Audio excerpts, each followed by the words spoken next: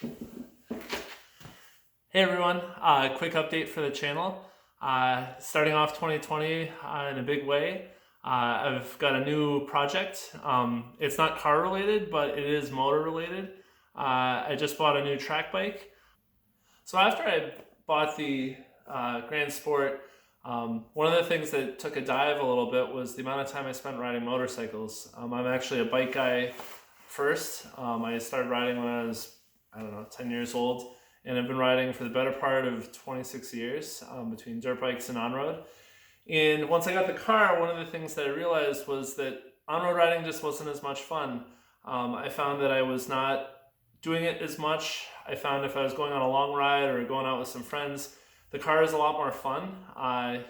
You can wear comfortable clothes.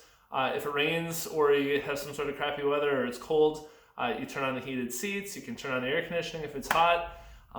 You can put the windows down, you can take the roof off if you want, but you can actually talk to your passengers. Among other things, you can actually have a passenger. My bike was definitely not super comfortable for having passengers, and so I found that I wasn't really using the bike. So about a year and a quarter ago, I sold the Ducati Hyper, and I figured I'm going to go for a full year and see if I enjoy just having the car, see if I miss bikes, and see what that means. So I did that. I went through, I sold it like last October, or a year ago October, went through a full year, and I learned a couple things. One, I don't really miss street riding. For the occasional, like popping around town, going on back roads, and just, putting around my local area, it's fun, but I didn't particularly miss it. But definitely for long rides, there's no question. The car is just a lot more pleasant place to be. And especially I would do some really long rides up in the White Mountains, 6, 8, 10 hours straight. And the bike, you get off it and you don't want to see a motorcycle for like 2 or 3 weeks. I remember I would literally pull into the garage, wheel into my basement, get off the bike, and not even look at it for like 2 weeks. Because your butt's so sore, your back's sore, your neck's sore, all that stuff. Whereas the car, this past fall and actually both of the last couple years, I've done some big loops up into Maine, 500 miles in a day, 10 plus hours, and I feel like I could do 2 or 3 more hours on top of that, no problem, and not achy, not sore, full energy when you get out. So that was a big thing. But I did also find that I missed the track riding. Track riding had been something I had gotten into probably about 7 years ago, 6, 7 years ago. Starting first with the Yamaha R1, I started riding track with that, kind of learning the ropes, getting used to it, and then really progressed once I got the Ducati Hyper, because it was an excellent bike on the track. You could lean super far over, very torquey, so rolling out of corners, you could definitely advance on sport bikes a lot of the time. I started in red group, which is beginner, worked my way up to yellow, which is intermediate, and even made it to the blue group, which is expert. My last couple times doing track riding, I was in the expert group and held my own, passed half the bikes in the field, and have a lot of fun with that. I'm sure some of my friends are going to give me flack for saying that, but I was holding my own on the Hyper. So I found that I really missed the track riding, and so I thought about it a little bit. For a couple months, I was kind of back and forth. Should I just try to do the car thing? Should I just do bikes? And learn a couple more things. So I did some homework. The car side is something I'm still going to do. I'm interested in it. I really enjoy it, or at least the idea of it. I haven't actually done a real track day in a car, but it's a lot more expensive. You need to get a special helmet that's certified for use in on-road, $200 to $300 for a good one. I'm going to go full face just because the speeds that this car can go are a lot higher than a normal, if I had like a WRX or something. You have to get insurance to cover you, or you should. It's a good idea. My insurance company doesn't cover track events, even if it's training, even if it's instruction, even if the instructor's in the car and it is labeled as a non-timed driver instruction event. Doesn't matter. It's considered HPDE. And so I talked to them at length, and there was no budging on that. So you need to buy insurance. To insure this car with something like Locked On, you're looking at $500-$600 for a single day. Entry fees, so track in the car is also not cheap. To sign up for a single track day is somewhere in the neighborhood of $300, $400, $500, depending on the organization you go with, what the event entails, how long the event is, if it's multi-day. But let's say about $400. And then on top of that, there's the wear and tear, the tires. The tires on this thing are anywhere between $1,200 and $1,400 for a set of 4. They're really wide tires, they're high performance, they are a softer compound, so they wear out somewhat quickly. I'm actually still on the originals. This year I'm going to be replacing them. I'm definitely going to do a monster burnout when it's time to replace them, because I really want to get some cool pictures of that. So anyway, the car thing, you're looking at about $1,000, maybe $1,100, $1,200 for a single day, which is a lot. Bikes, on the other hand, I've already got all the safety gear, the leather suit, the back protector, the boots, the helmet, the gloves, the kidney guards, all that stuff. I've got everything there, so I've already spent that money. The bike itself, if you have a bike, there's no cost there. You have gas, track day, tires. I mean, you know, tires for a bike might be $150 to $250 at most. There's generally deals to be had around. And I found that even in the expert group, if I wasn't pushing super hard, I could get 3 or 4 track days out of a single set of tires. So that's not too expensive. Entry fees, $250, $300, somewhere in that range. So for a single day, you're looking at well under $500. So you can get a lot more riding in. And so I started looking online. I was thinking, okay, I'm going to be riding, I'm going to be on a track, I'm not going to be doing much on-road, maybe a little bit to get used to the bike, but I'm not going to be focusing on on-road, so I could get something that's really dedicated, something pretty aggressive. So I was like, okay, I'm going to go for a Yamaha R6. I don't necessarily want something that's going to kill me on the track. The R1 is a lot of fun, but it's also really, really fast. Faster than something that I think I can reach its max potential. I'm just, even at an expert level rider, I'm not at the level where I'm pushing that bike to its limits. And also money involved. Like if I'm going to be doing some stuff in the car, I want to be saving some money.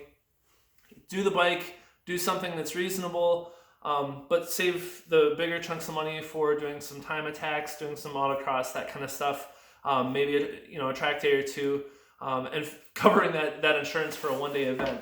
So I was like, okay, R6, a little smaller, cheaper to get. They made 1 million of them. They're still made today, and go with something like that. So I looked around, I went and saw some bikes at the dealerships. I looked at what a new one would be. I looked at a couple used ones. I knew that I wanted to be like 2009 or newer. They did a kind of a generation refresh where it was sort of an update. It wasn't like a full redesign, but the bikes came with slipper clutch. They had better suspension. The overall chassis and design, like the steering angle and the suspension, had gotten worked over a little bit, and so those bikes seemed to be a really good thing. So price range, I wasn't looking to spend a lot of money. I was, kind of thinking, hey, if I could get something for $4,000 to $6,000, that would be a really good deal. I wouldn't be too worried, especially if I did crash the bike. It's not irreplaceable as far as money is concerned. You might be out $1,000, but if you have frame sliders, generally you're going to end up not having to spend multiple thousands on a bike that only cost you a couple thousand. So that's kind of where I was looking, but then I stumbled upon an awesome listing. Fuzzy photos, not a lot of photos of the bike. There are only 3 photos. The bike kind of blurry, not real great, but the guy was saying all the right things. Single owner, bought new, low miles, under 3,000 miles. The bike's never been on the highway. He said he'd never been speeding on it. Take from that what you will, but it's also Facebook. You're tied to a name, so I got the guy's name. I looked at his profile. I got a sense of who he is. It turned out to be a really good guy. And interestingly, the bike turned out to be something that I had almost bought right back when I was buying the Hyper. I had looked at the Hyper and thought, this is an amazing bike, but I also test drove this other bike. And so this other bike, it's a Ducati Streetfighter 848. They take the 848 motor from the sport bike or super bike that Ducati makes and shove it in an open frame similar to a Monster, do a little bit of tuning on the motor. It makes its torque a little bit lower. It doesn't rev quite as high, but essentially it's a sport bike, and crucially you have higher, flatter bars instead of the low clip-ons. You're up at a much more neutral riding position. And so that's actually a big key for me because I've had wrist surgery, and one of the reasons I switched originally from the R1 to the Ducati was that I have a wrist that I can't put 2 or 3 hours of pressure on my wrist for any given amount of time. I'll be sore for a couple of days. I don't know if you can see right here. There's a scar, and then correspondingly on the other side, there's a scar right here. We'll see if the camera picks that up, but yeah, you can see it, this like indent, and then the Z on the other side. Anyway, that was from a snowboarding accident. Long story short, fell, broke my wrist, didn't know it was broken for 8 months, needed surgery, bone grafts from both of my hips, from those bones, like the big curved bones on your hips. I have a bone graft from both of those. Needed an Exogen device to help stimulate bone growth. Had multiple surgeries. Somehow came out and actually have almost all of my motion. This wrist just doesn't go quite as far as the other one. I've got almost full range of motion, but I got to take it easy. So this other bike, the Streetfighter, neutral riding position, much like the Hyper. I would argue best looking Ducati that they've ever made. That's my own personal opinion. Everyone's going to disagree with me. That's my thought. I also think it's one of the best sounding bikes. So I almost bought one. I test drove both. I actually test drove the Hyper twice, and I only test drove the Streetfighter once.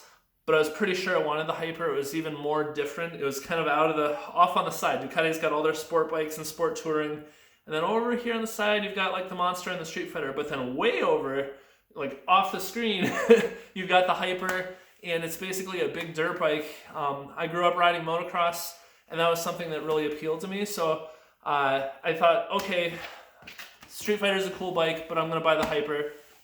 Fast forward to today, back to that bike. So I found the bike. It's a beautiful motorcycle. It's matte black. So I talked to the guy, started texting him back and forth. All the things he was saying were the things you wanted to hear. The bike had every year it had maintenance done at a reputable Ducati dealership down in Pennsylvania. The bike has fresh fluids. It's never been down. It's never been dropped. He's never abused it. He's never redlined it. He's literally, when I met him in person, he said it's never been on the highway. His wife made him make a promise to not ride it on the highway. She didn't want him going fast and was uncomfortable with him riding in traffic. So it was local roads, like 30 to 40 miles an hour, and that's it. I was like, heck yeah, man. So I figured out what I wanted to pay. I offered, he accepted. I paid $5,500 flat for it. The bike is in great shape. The one thing that would turn off most buyers, and the reason this listing was kind of special, was because he didn't have great photos. They were very blurry. They were like old Facebook photos that had been resized a couple times and were like pretty pixelated, covered with dust. I mean, literally, the whole thing looked like you'd pulled it out of your grandma's attic. So the bike was super dusty. But anyway, the bike looked great, started up, rode it down through his parking lot, back and forth, made sure the gears worked, action in the suspension was good, there was no obvious signs of trouble. So I brought the bike back. This is the first video of what's going to be at least a couple videos going over how do you set up a bike for the track, what are the things to look for, what are the things you need to do. I am going to register it for the street so I can ride it a little bit to get used to it before I ride it on the track. The last thing you want to do is get into a track experience on an unfamiliar bike and just sort of wing it. But I'm going to be posting footage from the track events. I'm going to post at least a couple how-to videos on how do you do track riding. What's the process? How do you register? How do you register? All of those things.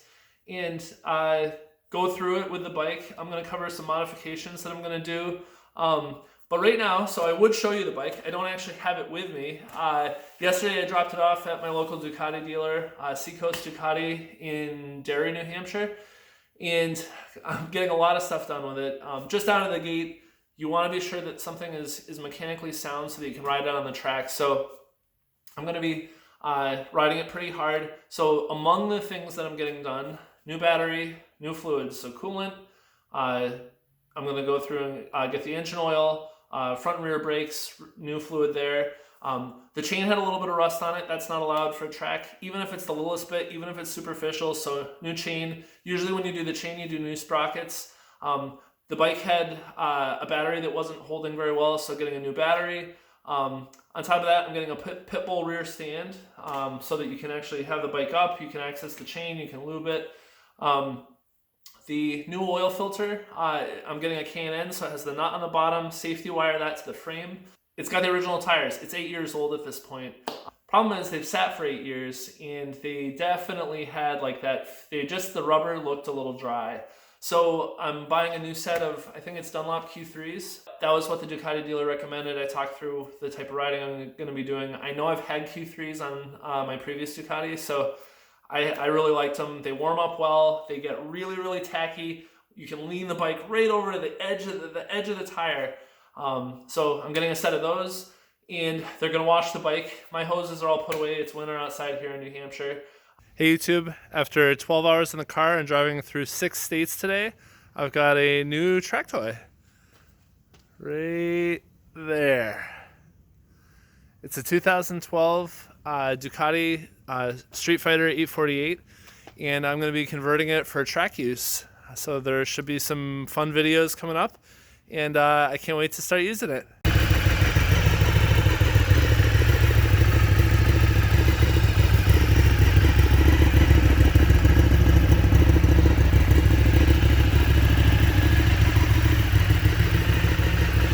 Still snow on the ground.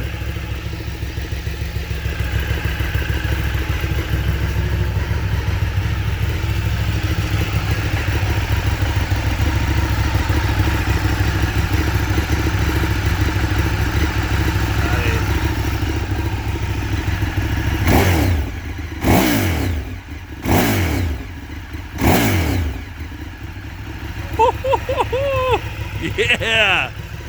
This is going to be fun on the track. That's going to be something that this channel is going to have both car and bike content. Overall, I think I got a steal for the bike. It's going to be a lot of fun. Please leave comments if there's things you'd like to see or if you have questions. So that'll be, in a nutshell, that's what I'm going to be doing over the next couple months. Expect a lot more car content with the Corvette. I've got some pretty cool plans for this year. There are going to be some fun things. I've got some better camera equipment. Hopefully this video is indicative of the level of quality you're going to see as far as the sharpness of the video. Anyway, thanks for listening, and this is going to be a good 2020. I'll talk to you soon. Bye.